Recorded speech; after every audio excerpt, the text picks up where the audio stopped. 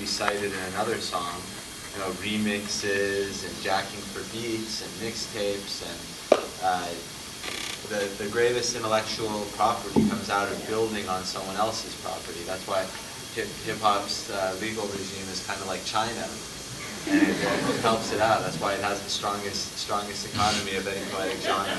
Well, it's on its way to being the strongest economy. The United States is like looking at its back. I would say hip-hop expression, and I think expression, the word is very cliche, it's very broad, it's a big-minded word, but whatever people had to say, they felt the need to put it down through a musical form, and hip-hop wasn't always what hip-hop is, it just keeps evolving.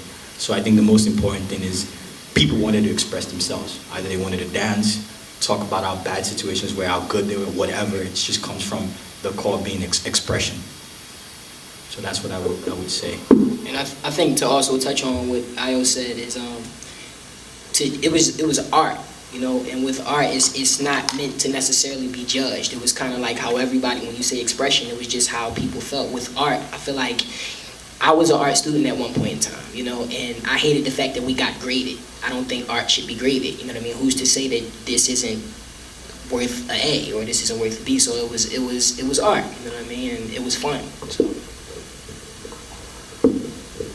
Going off of what you were saying, I think that definitely rings true when you're talking about the origins of hip-hop. As far as when it was being created, I don't think people were consciously saying, like, we're going to create hip-hop. I think it was all around you.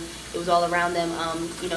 Music, as far as the music goes, the way you dress, the way you walk, the way you talk. I think it was a lifestyle. It was a culture, and it wasn't necessarily defined or didn't have a need to be defined until it became so influential that it had to be commercial.